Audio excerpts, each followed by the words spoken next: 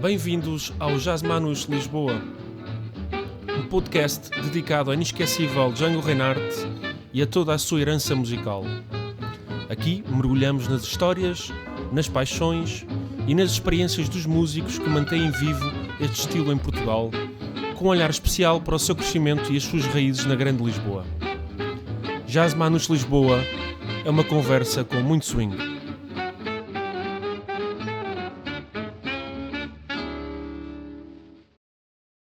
Olá a todos ouvintes, bem-vindos a mais um episódio do podcast Jazz Manus Lisboa.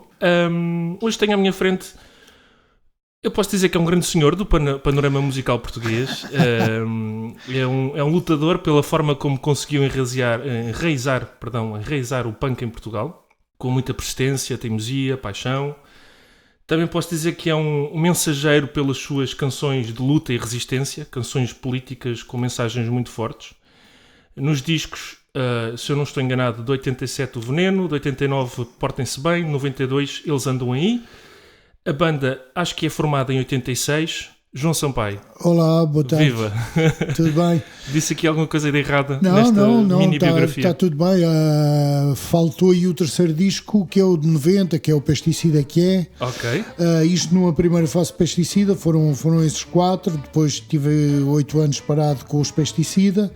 E reativei em 2003 para fazer mais 4 álbuns de originais, para entretanto sair uma biografia também com um CD com várias bandas portuguesas a fazerem versões de Pesticida, bem engraçado. Entretanto também saiu um ao vivo no RCA. E pronto, e acima de tudo é um pouco o que tu dizes. Há 2 fases de Pesticida, mas sim, é uma matiz de punk rock que começou em 86 e que depois evoluiu, porque desenvolvemos vários ritmos, gostámos de explorar o ecletismo, fomos fazendo ska, reggae, punk rock, hardcore, um bocadinho musicalmente e ritmicamente explorámos várias coisas. A matiz punk de crítica social, os Pesticida politizados mantiveram-se desde sempre, essa matiz punk manteve-se sempre. Eu pessoalmente, já antes de começar a tocar, e comecei com os Pesticida, mas já antes disso era um melómano. Eu ouvia muita música em casa. Eu sou filho de pais dos anos 30 e 40, portanto pais que viveram o Maio de 68, foram os grandes motores do Maio de 68, do 25 de Abril, daqui de 74. A minha mãe era uma senhora que gostava muito de música, que fez ainda 6 graus de piano, penso eu, e em casa eu ouvia tudo, desde a música erudita, música clássica, música brasileira, a bossa nova, a jazz também. Sempre houve muita música lá em casa. João, mas o punk em Portugal, quando os Pesticida se formam em 86, como é que era o panorama em Portugal do punk? Já havia punk? Vocês enraizaram um novo género de música em Portugal?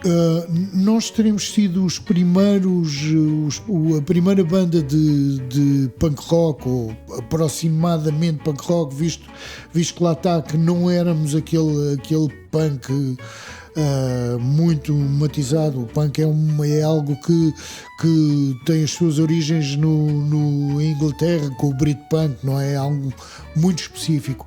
Nós transportámos algumas ideias do punk, mas já houve até casos em Portugal. Eu lembro-me de algumas bandas como os NZZN, outras até Mata-Ratos, pioneiras. Mata-Ratos veio depois de nós, um bocadinho. Okay. Mas houve no fim dos anos 70 algumas bandas pioneiras que se aproximaram do punk rock e até da New Wave. Houve algumas bandas, esses sim, os grandes pioneiros que tentaram e que na altura não gravaram, mas que tentaram e que foram esses sim os pioneiros do punk rock em Portugal. Curioso, João, e como é que se enraiza Bom, ainda estamos a falar de uma altura em que não há internet de todo, não há redes Não há, sociais, não. não há nada disso. Não, mas havia uma grande vontade de fazer coisas isso, novas. Sem dúvida que até 74, com os 58 anos de ditadura, todas as artes, não só a música, mas todas as artes, sofriam com a censura, havia um grande escrutínio, estava tudo muito oprimido. Sim. Portanto, a partir de 74, com a democratização, com o 25 de Abril, houve uma vontade de fazer e de explorar, e houve toda uma abertura. Foram anos incríveis, realmente. Nós, na verdade, aparecemos 12 anos depois, em 86, 12 anos depois do 25 de Abril, mas nesses 12 anos houve muita malta a explorar o pop rock, a começar o pop rock, que foi um boom tardio em Portugal, não é? Tal como no Brasil por outras razões, também pela ditadura, mas sobretudo porque no Brasil a MPB, a música brasileira, tinha muita força. Não é? E o punk rock brasileiro também foi algo tardio aqui em Portugal por outras razões também, mas houve sempre pioneiros e mesmo durante os anos da ditadura já houve.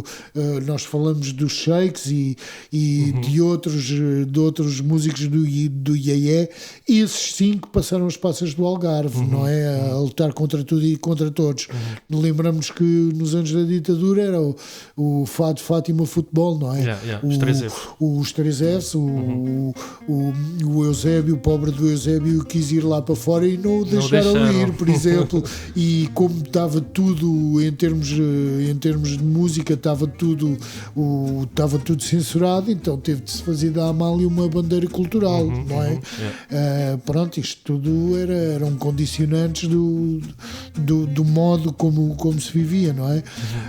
Portanto, eu acho que nós em 86 tivemos, de certa maneira, as coisas facilitadas e muita sorte, porque havia uma fome de procura por coisas novas. É isso, vocês tinham público então? Sim, havia a malta saía, claro, e saía para ver.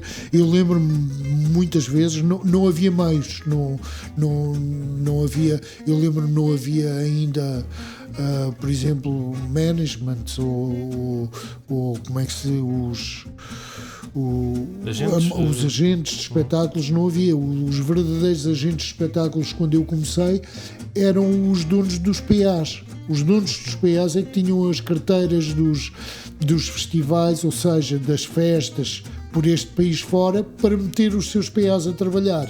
E eles é que eram verdadeiramente os agentes de espetáculo.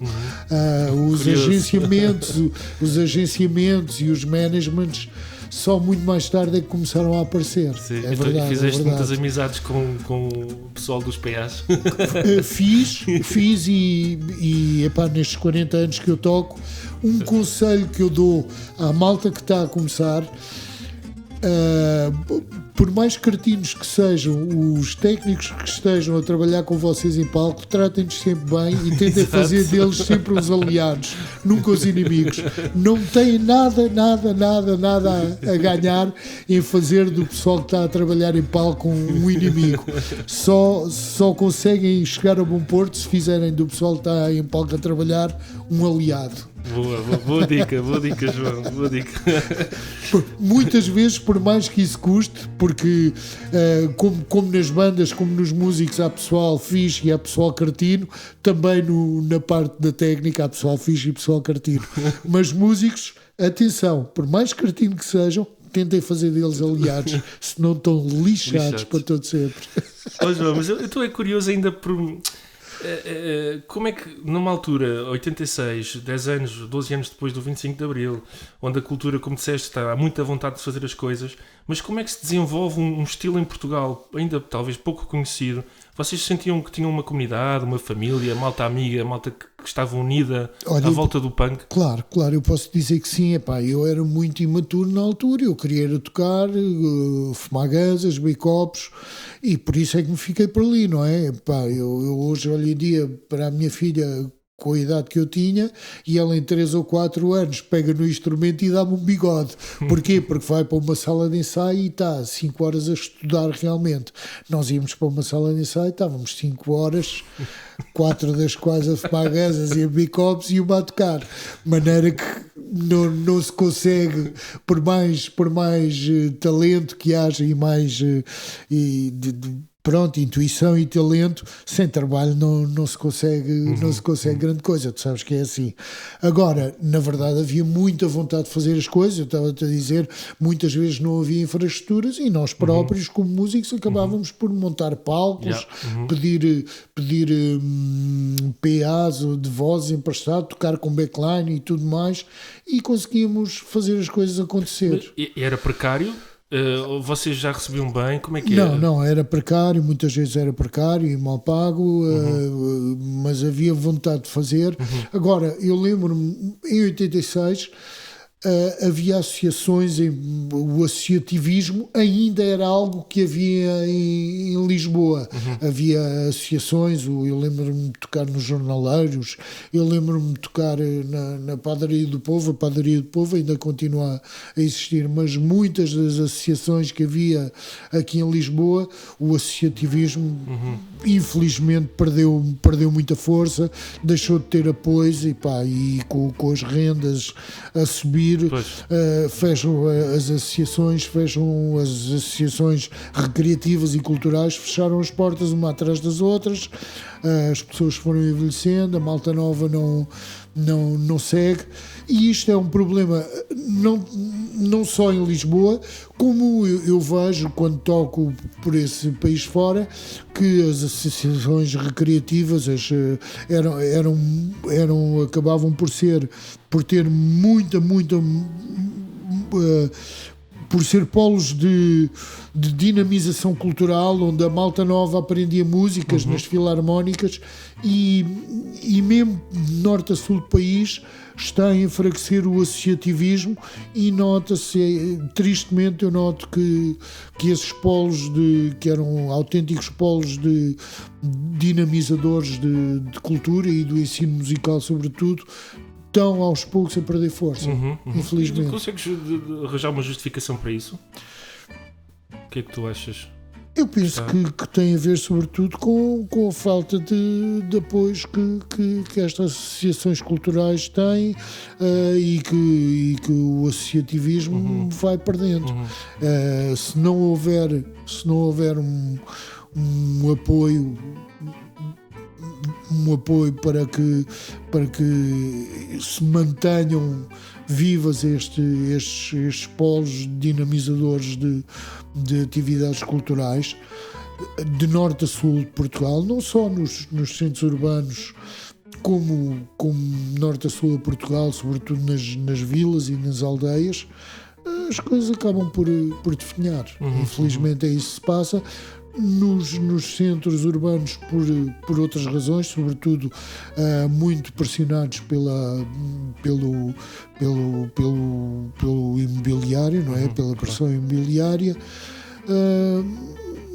Fora dos centros urbanos, muitas vezes por desertificação, pela desertificação, por não haver malta nova.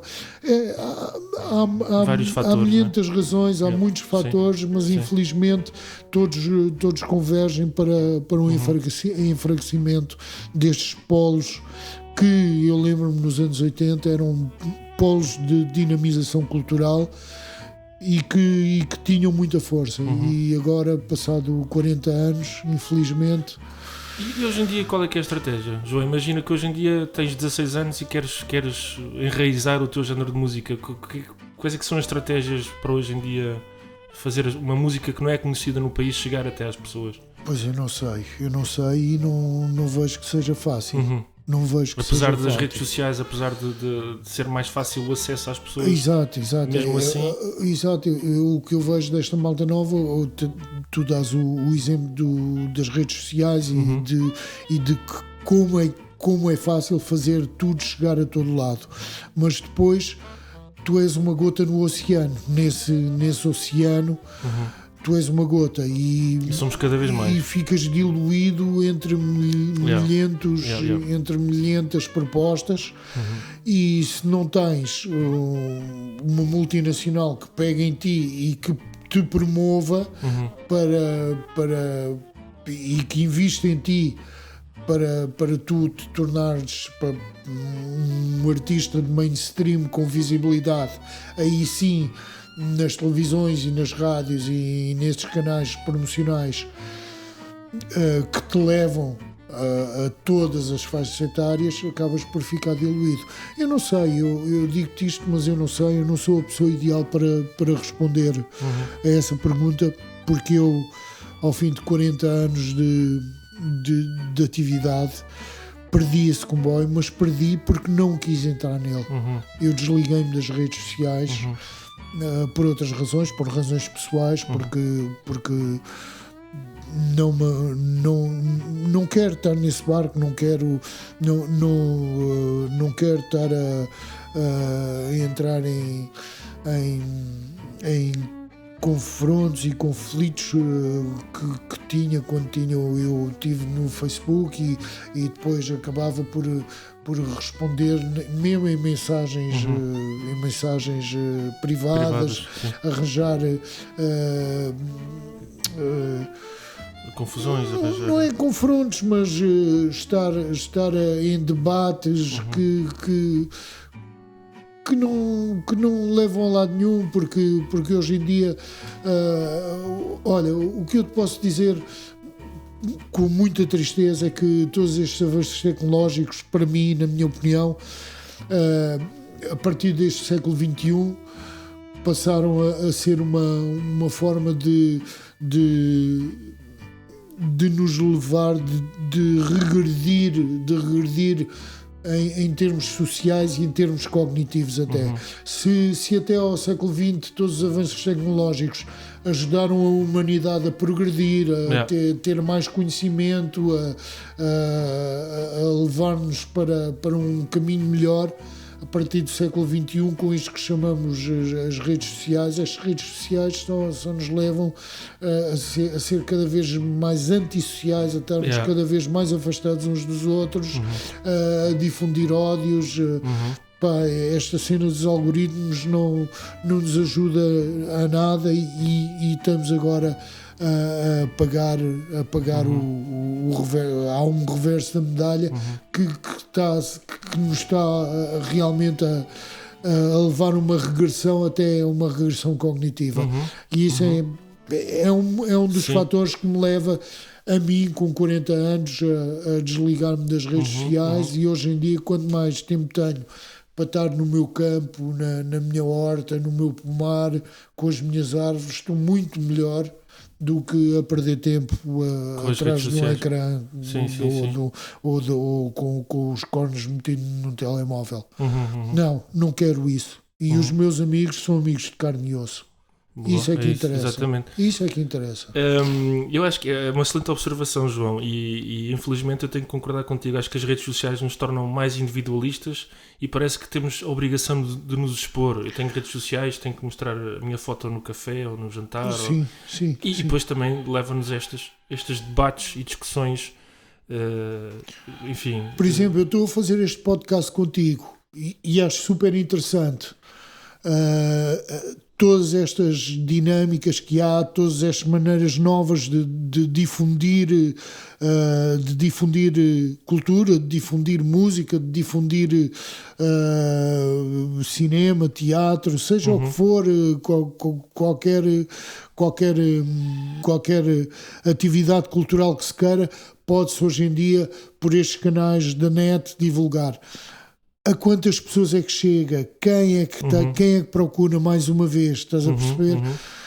Tudo isto acaba por ser fixe, mas fica diluído num mar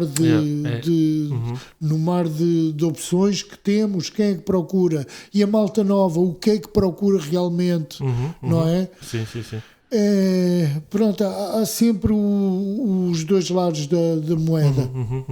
E eu acho que estas perguntas todas, essa nossa conversa, porque eu quero chegar a um sítio, quero chegar obviamente ao Jazz Manus. Ainda não dissemos aqui à malta que nos está a ouvir, obviamente o João Sampaio é um gajo muito conhecido aí da praça, baixista dos Pesticida e contrabaixista dos Swing Namus. Tu também, eu acho que, eu não sei se estou enganado, mas antes dos Swing Namus vinham eram os Miss Manus. Sim, os Miss Manus, era o Rat Swinger. Exato. Portanto, isso são tudo bandas pioneiras. Portanto, antes disso, eu não sei. Eu peço desculpa se me estão a ouvir, não sei. Fazes muito bem em perguntar e tem a ver com o que eu estava a dizer de eu mais do que, ou antes de ser músico, ser um melómano, ouvir muita música, gostar muito da música. Como eu te disse, os Pesticida pararam 8 anos. Eu nesses 8 anos estive a trabalhar na Valentim de Carvalho, fui chefe da secção étnica da Valentim de Carvalho. Depois estive na MC Loja de Discos no Picôs Plaza, montei essa loja e fui chefe de secção étnica aí também. E nesses anos foram os anos em que eu Tive noutros projetos, estive nos Máquina do Almoço da Pancadas, com o Flaco, a fazer uma coisa mais contemporânea. Conheci o Jan Muchnik nos Los Tomatos. E o Jan Muchnik também é um músico algo eclético, gosta muito de swing, sempre teve uma grande paixão pelo swing, como também tinha uma grande paixão por reggae. Portanto, um gajo da minha geração também, tem menos 1 ou 2 anos do que eu, e que também, para além de gostar de swing, gosta de reggae. E eu, quando ele me convida para tocar com ele nos Los Tomatos, eu acabo por estar a tocar com ele nos Los Tomatos e ter uma abordagem a temas de swing, como o Germaine, ou o Micronisi, coisas que nos Los Tomatos se tocava da mesma maneira como se tocava funk e reggae. Explorava-se um bocadinho tudo, um pouco à imagem daquilo que se fazia nos Pesticida. Okay. Se bem que Pesticida tinha uma matiz mais pop rock e mais punk, ali nos Los Tomatos também havia um grande ecletismo, uma vontade de explorar vários ritmos. Mas eu posso dizer que sim, senhora, que foi com o Ian e nos Los Tomatos que musicalmente, como músico, comecei a explorar o swing, o Latin Jazz também, coisas que eu gostava de ouvir, mas que não tocava. E aí comecei a tocar também. E pronto, e sobretudo o swing e o Latin Jazz foi à boleia do Ian que eu comecei a tocar. Mais tarde, o Ian seguiu o seu trajeto, eu voltei para o meu trajeto, voltei a reativar os Pesticida, mas o Ian em 2011 convida-me para os Rat Swinger.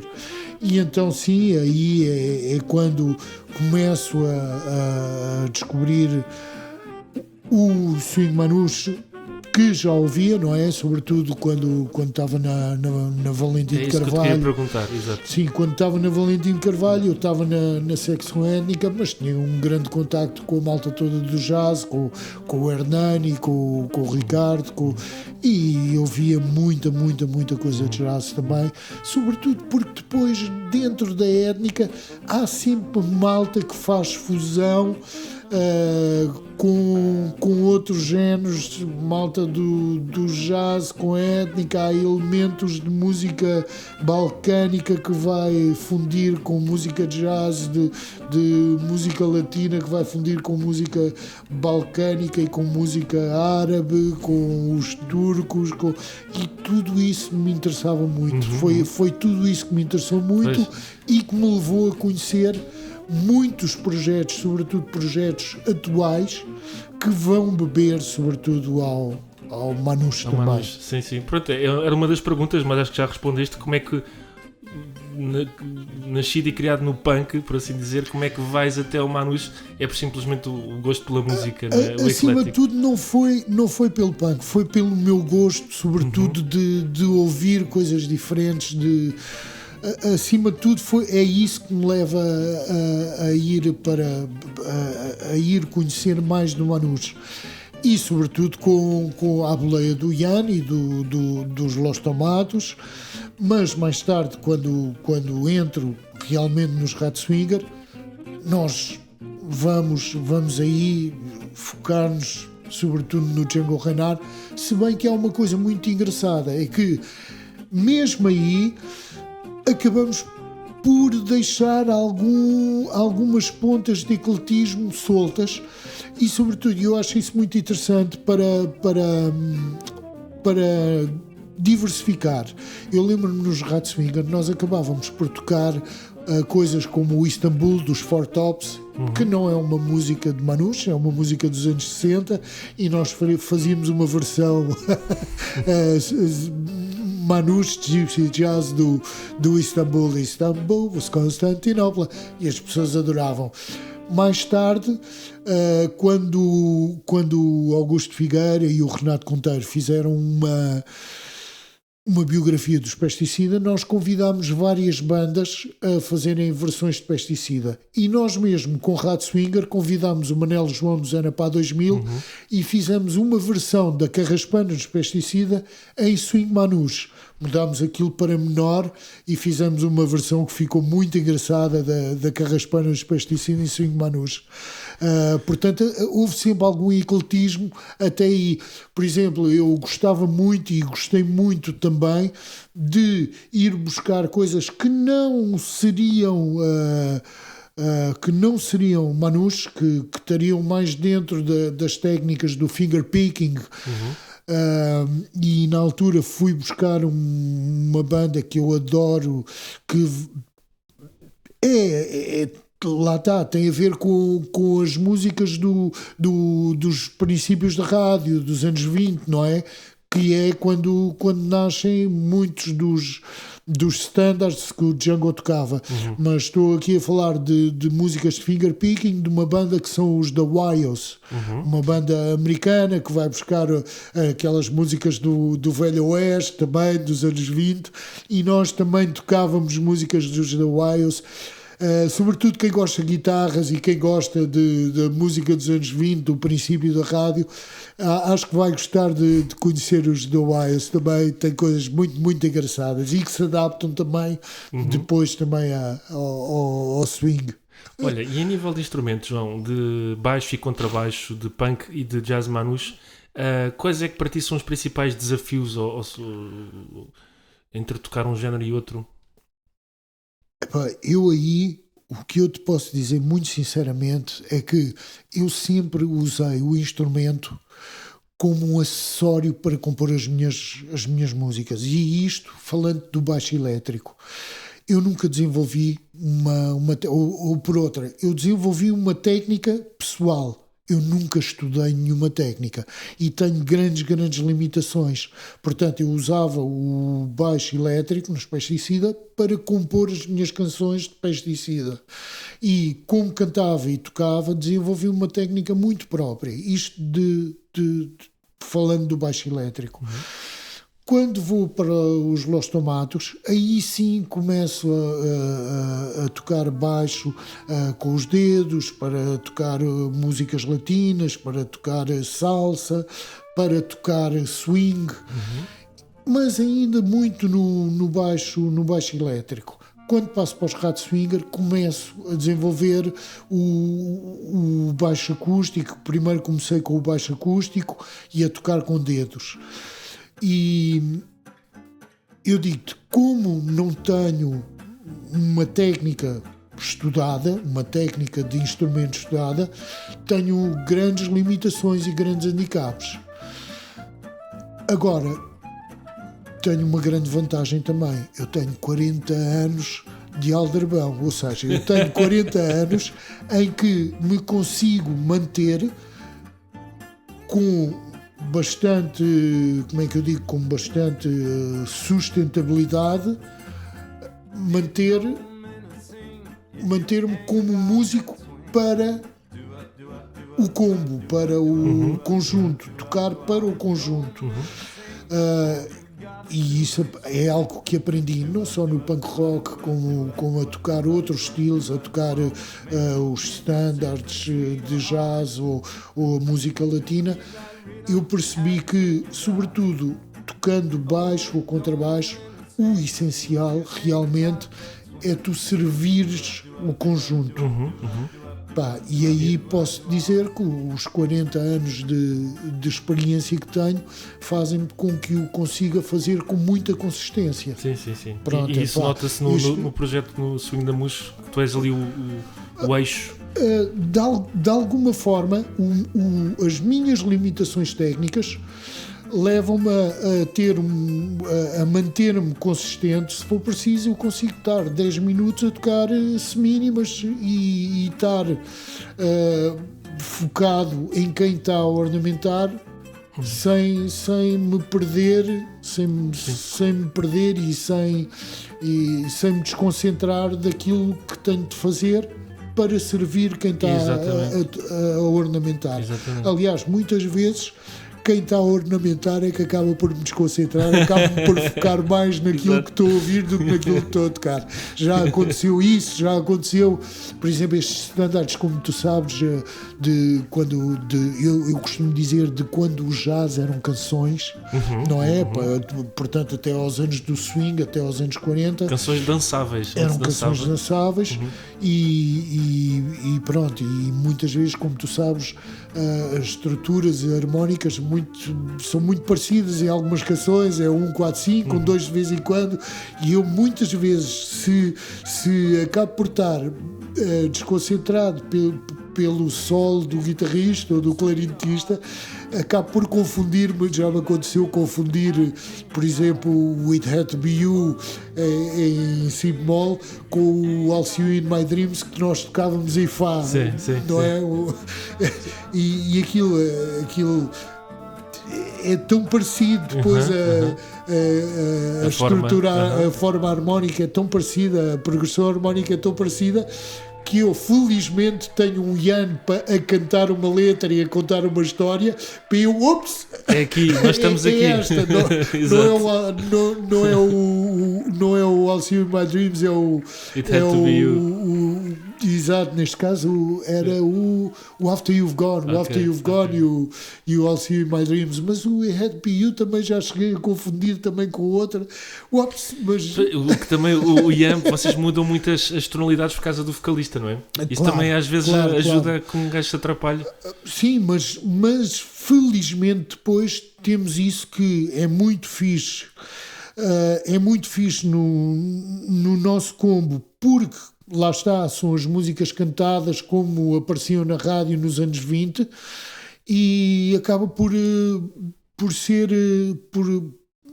não ser tão repetitivo. Eu muitas vezes, e digo isto porquê? Porque para mim eu consigo estar a ver um espetáculo de Gypsy Jazz do princípio ao fim e estar a apreciar a musicalidade. No entanto, muitas vezes acontece o mesmo que acontecia nas jams, que vais ver músicos que, em vez de estarem a partilhar, e a música é uma partilha, mas não, estão a competir. E estão a competir e acabam por se preocupar mais com a sua prestação técnica do que com a musicalidade. Ora, isso era algo que o Django tem como número 1, é que o Django, apesar de ser ele o pai desta técnica e de ter desenvolvido esta técnica, até pela deficiência que tinha, nunca perdeu a musicalidade. E muita malta nova toca e toca para debitar muitas notas em pouco tempo e consegue o fazer como ninguém, mas depois perde a musicalidade. Exato. Concordo contigo. Isso acontece muitas vezes. Eu, felizmente, ali no Swing na Mousse, acho que conseguimos até o momento fazer uma boa gestão das duas coisas, porque está lá a ornamentar o Alcides na guitarra, o Paulo no clarinete, e eu e o Ian mantemos a coisa super cool e super consistente para eles fazerem a ornamentação. Eu acho que tem de haver um equilíbrio das duas partes. A secção rítmica é fundamental. Acho que é importantíssimo. É sobretudo para a malta que está a ornamentar se sentir à vontade confortável. Para estar a fazê-lo. Lá está, tu perguntaste-me, eu tenho as minhas limitações técnicas. Isso, por um lado, realmente é um handicap. Por outro, tenho 40 anos de experiência que o que importa, sobretudo no Gypsy Jazz, onde não há uma bateria, é dar sustentabilidade a quem está a ornamentar. Eu concordo plenamente contigo e faz isso muito bem. Muito bem. É por demais o essencial. Eu ali tenho-me limitar a dar os bombos. Eu muitas vezes tenho o Alcides Miranda a dizer-me, e tu conheces bem o Alcides, ele toca contigo e ele muitas vezes diz: epá, João, toca a antiga. Ou seja, toca a antiga implica tocar à mínima e não fazer o walking bass. O walking bass é para quando há uma bateria. Isto eu digo-te porque eu sou nábio, peguei no contrabaixo há pouco tempo, não tenho técnica nenhuma de contrabaixo, mas realmente o contrabaixo faz toda a diferença. O grave do contrabaixo é muito mais bonito do que qualquer baixo acústico, por melhor que seja. Neste contexto musical, não é? Sim. A profundidade do grave do contrabaixo é muito mais bonito. Mas eu tenho muito um grande handicap técnico, porque nunca aprendi a tocar contrabaixo. Felizmente consigo uma afinação porreira, não está muito longe daquilo que é exigido, mas pronto, é como eu digo, eu passo metade do tempo a afinar o contrabaixo e a outra metade passa a tocar desafinado. João, mas agora tocaste num ponto que eu gostava de saber a tua opinião. A malta, os ciganos, manus, os antigos, os atuais, acho que tocam muito por tradição oral, por família, vão aprendendo uns com os outros, há pouca teoria, pouco academismo. E o mesmo acredito que aconteça no punk. Acredito que seja muito uma coisa oral, não vamos aprender punk. Eu queria saber o quão de manus há no punk e o quão de punk há no manus. Sim, eu acho que há sempre pontos que têm muito a ver. E acima de tudo, isso que tu estás a dizer é algo que se pode fazer um paralelismo, ou seja, a essência do punk de como é que se diz, a espontaneidade que há no punk, que a espontaneidade e o que nasce intuitivo tem muito a ver com aquilo que vem também da tradição do gypsy, não é? Por outro, é um paralelismo, não são coisas iguais, mas no gypsy a malta que toca aquilo é aquilo que toca e é aquilo que sabe fazer e é aquilo que aprende quase de uma forma inata a desenvolver desde pequeno. No punk também, quem começa com o punk começa também de uma forma inata e também muito intuitiva, e depois desenvolve isso. Agora, a grande diferença é que no manus depois ficas dentro desse género. No punk, se ficas dentro desse género, ficas também fechado numa caixa. O que acontece ao pessoal que acaba por querer desenvolver ou querer tocar, acaba sempre por procurar novas formas rítmicas e querer aprender mais formas rítmicas e maior ecletismo. Isto foi o meu caso. Lá está, eu acredito no swing manus.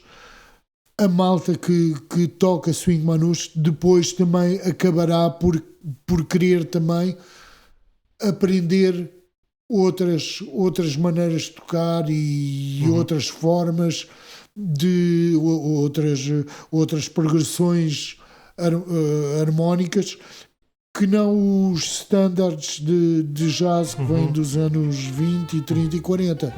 É normal que isso aconteça, não é? À medida que vamos crescendo, Claro.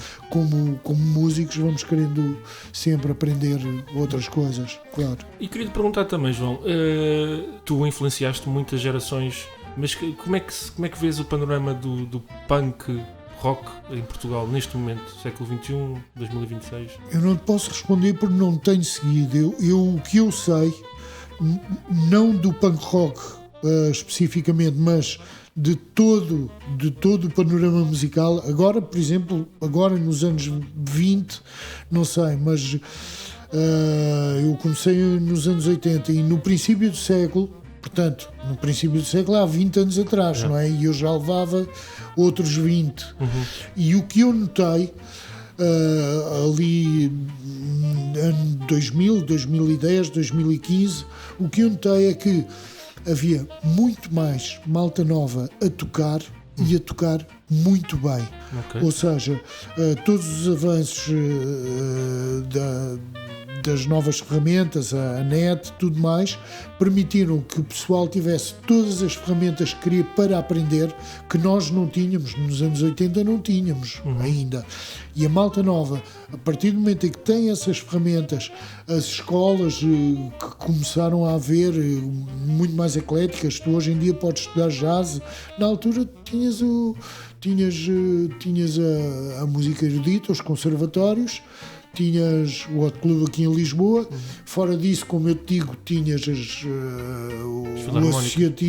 as filarmónicas e o associativismo, mas tu não podias estudar especificamente pop rock, instrumentos elétricos, não podia. Hoje em dia tu podes, tens toda essa gama, há um ecletismo, tens a net, tens as ferramentas todas, e o que eu noto é que, sobretudo nesses anos, havia muito mais malta a tocar, muito maior ecletismo e malta a tocar muito bem.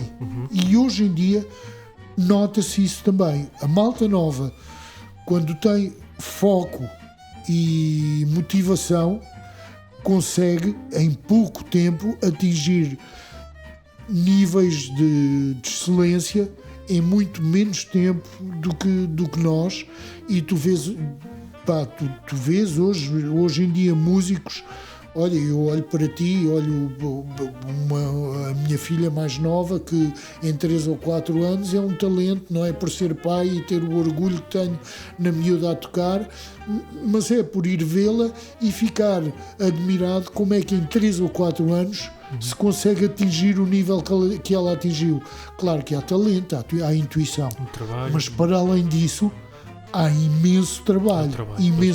Há quase ali em 3 ou 4 anos um celibato com o instrumento que depois dá frutos, evidentemente. Claro. E isto só acontece quando há foco e motivação, porque as ferramentas estão todas lá. Nós nos anos 80 íamos para uma sala, como eu te digo, íamos para uma sala e às 4 horas 3 eram perdidas a pensar nas letras, a pensar nas letras, a backups, a fumar gansas. João, mas nasceram 4 discos que acho que fazem parte do cancioneiro português. Sim, esses primeiros, eu como te digo, sobretudo o Veneno e o Portem-se Bem, são discos, sobretudo valorizo muito sobretudo pela espontaneidade, por essa atitude punk que tem. Depois, na segunda fase de Pesticida, quando reativo Pesticida, são feitos mais 4 discos. E eu aí digo-te que, sobretudo o Cai no Real, que portanto foi o Tóxico em 2004, o Cai no Real em 2003, o Não Há Crise em 2011 e o Não Há Pão agora em 2021. Eu digo-te, o Cai no Real de 2007 e até este último são discos que mantêm a matiz punk e que se nota uma maturidade que não havia nesses primeiros, e que, sobretudo, o Cai no Real, para mim, é o melhor, dentro dos 8 discos de originais de Pesticida, é o disco que eu gosto mais. Cai no Real. O Cai no E já Real. lá vão 8 discos. Sim, o Cai no Real de 2007 e este último de 2021, talvez. Sim, 2021, o Não Há Pão. São 2 discos que eu gosto muito porque mantém a Matiz Punk, mas ao contrário desses primeiros que eram bastante imaturos, estes nota-se uma grande maturidade e conciliam isso tudo muito bem. São discos que eu gosto muito. João, e achas que eu sei que tu és uma pessoa humilde e preservas muito o esforço e a vontade e o trabalho e queres mesmo que seja a mensagem seja uma prioridade e que chegue até às pessoas, mas sentes que tiveste o devido reconhecimento nestes 8 discos? Sentes que... Eu sim tive o reconhecimento que devia ter, não, nem mais nem menos. A malta que me quis considerar e respeitar, respeitou e estou feliz por isso. Fiz grandes amigos, tive um percurso, fiz o que quis. Houve momentos de alta, houve momentos de mais difíceis nestes 40 anos, mas isso faz parte da vida, não é? E falando na banda Pesticida, houve momentos em que se refletiu que a banda estava mais coesa e que se produziu melhor e coisas mais assertivas e mais engraçadas.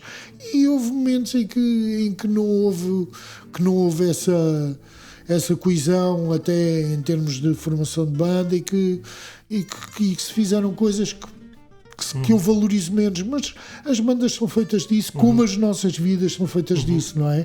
E, como eu te digo, para além disto, fiz outros trabalhos lindíssimos. Eu lembro-me, fiz o segundo disco de originais com a Xana Carmo, com a Xana dos Rádio Macau.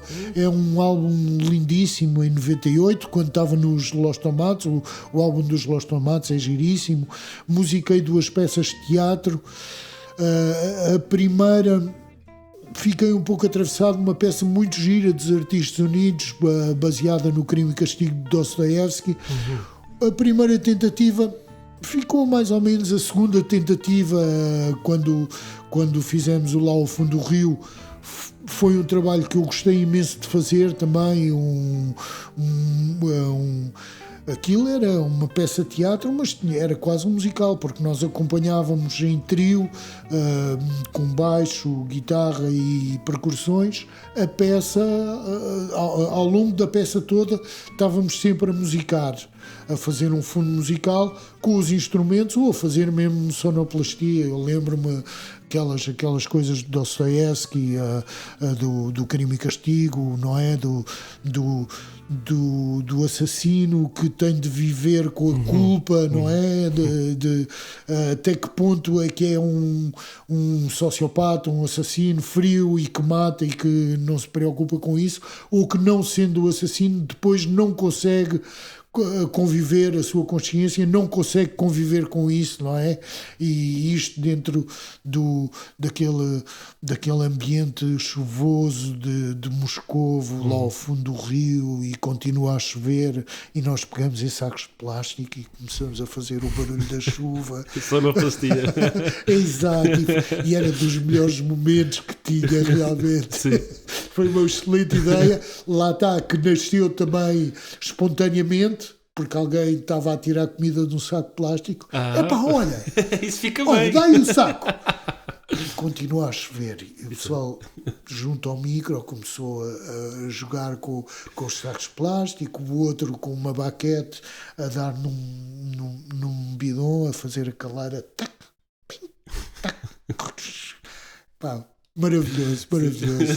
Portanto, como te digo, fiz tanta coisa na música, desde o Pesticida, desde o Isiga, a Xana, o teatro, as músicas para o teatro, os Los Tomates, agora o Swing Manouche, os Rosa Sparks, o Jimba, o Tiroliro e Vladimir com o Jimba. Tanta epá, coisa. tanta coisa. E isto tem essencialmente é o reflexo de não ter sido um contrabaixista ou uma pessoa que tenha estudado uma técnica de instrumento. Ou seja, são os dois lados da medalha. Pá. Infelizmente eu olho para trás e penso, tanto tempo que eu perdi com ganzas e drogas e álcool. Por outro lado penso, houve aqui certas coisas que se ganharam. Sim. Que foi ter acordado a tempo para a vida. Sim. E ter conseguido dar uma outra volta com o meu lado de melómano, de gostar muito de música e de gostar sobretudo de ouvir tudo do mundo dos sons, não é? Aliás, eu já agora gosto de dizer isto. Eu quando estava na Valentim de Carvalho, na secção de música étnica, muitas pessoas chamavam a música do mundo. E eu sempre fiz muita confusão essa designação da música do mundo. Porque tudo bem que há cientistas que já gravam os sons do universo, mas eu, enquanto não ouvir música de Vênus, de Marte, de Júpiter, para mim toda a música é deste mundo. É uma boa, excelente observação. João, excelente observação. Mas gosto muito de música tradicional, gosto muito de música étnica, música tradicional, até estes novos géneros, quando se fala aliás, quando se fala da música étnica e do pop rock e disto, daquilo, para mim, nos grandes centros urbanos onde chegou a eletricidade, todos estes géneros, como o Rai no norte da África, como o Bangrá no Punjab, o Fela Kuti com o Afrobeat, tudo isso para mim são géneros de pop, de música pop, onde chegaram os instrumentos elétricos, toda a malta em todo o planeta desenvolveu novas formas de pop, não é? E de certa maneira o swing na MUS, porque vem dos ciganos e porque os ciganos tocam guitarras não amplificadas, manteve-se até hoje muito fiel àquilo que é a sua origem. Ora bem, exatamente. João, e assim terminamos a nossa conversa. Ok, muito obrigado. Foi um gosto. Passou-nos tanto. Para mim, eu ficava aqui mais uma hora. Sim, mas eu acho que falei aqui dos temas todos que gosto, sobretudo dos temas do Django que gosto, dos temas do swing que eu gosto. Deixa-me dizer-te que gosto muito também do swing das big bands e que vou beber aí mesmo para o Manus, e que, tirando a Ella Fitzgerald, que para nós lá em casa, para mim, para a minha mulher, para as minhas filhas, é assim, nunca sai da playlist. Nós temos uma playlist em casa onde vão rodando 3 álbuns que... Ok. Pronto, eu digo-te, eu sou um melómano e continuo sempre a ouvir vinil. E tenho um grande orgulho na minha coleção de vinil e tenho de esconder algum vinil que levo para casa às escondidas, para a minha mulher não perguntar outra vez mais, onde é que vamos pôr mais vinil? Mas todas as semanas há uma playlist.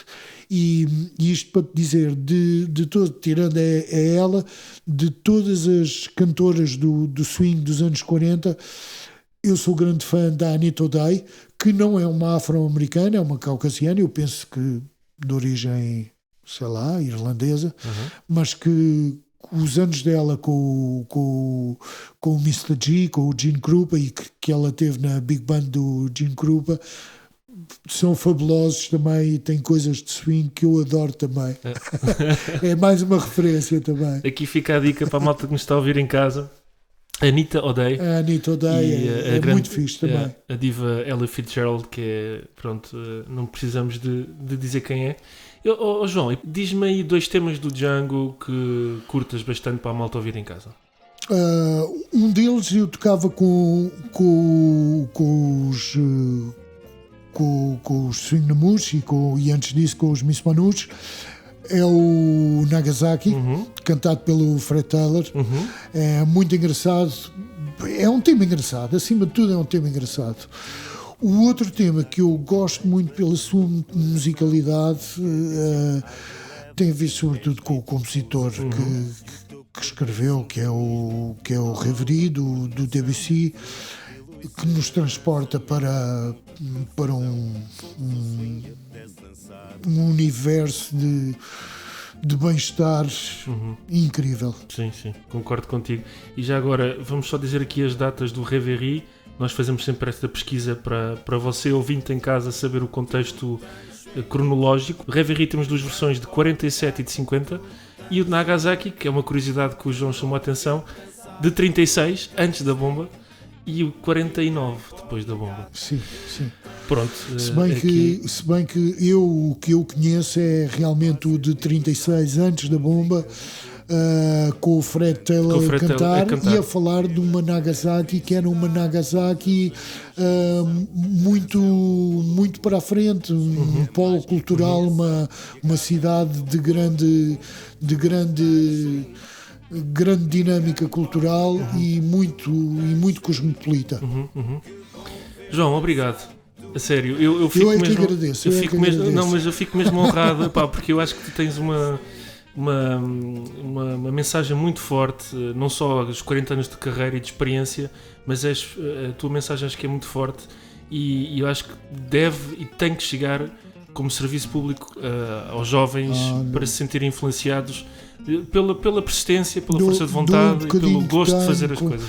Dou um bocadinho que tenho, muito humildemente, à malta que pode falar e falar muito mais do que eu e de maneira muito mais assertiva do que eu. Eu só posso falar da minha experiência de vida e com algumas reservas, claro, porque nem tudo foi assertivo. João, e venham mais 40 anos de carreira, se faz favor. Ok, muito obrigado. Mais 8 discos. Não, eu digo muito sinceramente, eu agora sinto que está na hora de passar o testemunho. Eu hoje em dia sinto-me muito bem indo para o campo e estar com a minha horta e com as minhas árvores. Sim. E falar com a minha horta e com as minhas árvores, elas respondem e eu estou muito melhor do que, por exemplo, nas redes sociais, claro. Onde não me consigo dar quase com ninguém. Estou muito melhor com as minhas árvores e com os meus amigos de carne e osso. Boa. Sim, João. Obrigadíssimo. Obrigado. João. Um grande abraço e vocês, caros ouvintes, protejam-se desta maldita chuva e tenham uma grande semana.